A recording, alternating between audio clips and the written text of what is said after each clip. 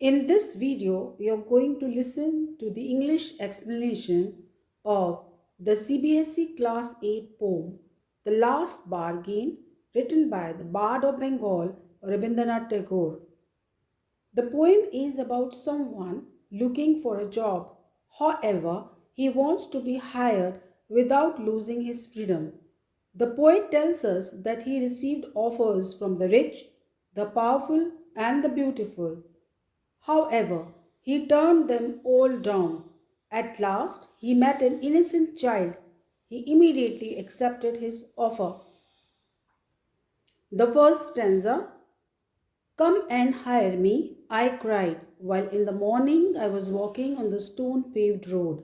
Sword in hand, the king came in his chariot. He held my hand and said, "I will hire you with my power."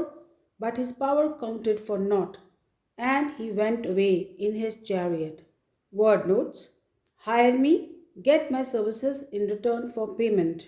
Stone paved road, the path of stones, or the stony path. Sword, weapon with a long thin metal blade. Chariot, a horse drawn open vehicle. Held, capped, counted for naught, was of no worth. Now, the explanation of the stanza. Early in the morning, a man was walking on the stony road of the city offering himself for a hire. Going in his chariot, a king saw him. He offered to buy his services by offering him his power in return. His power did not seem of much worth to the man. He refused, and the king moved on. Second stanza. In the heat of the midday, the houses stood with shut doors. I wandered along the crooked lane. An old man came out with his bag of gold. He pondered and said, "I will hire you with my money." He weighed his coins one by one, but I turned away. Word notes: midday means noon or afternoon. Crooked means not straight.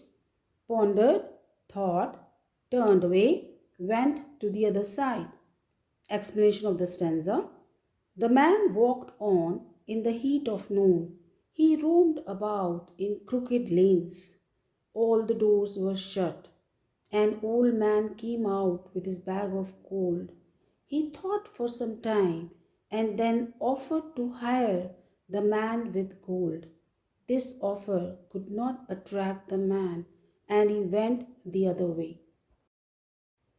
The third stanza. It was evening. The garden hedge was all aflower.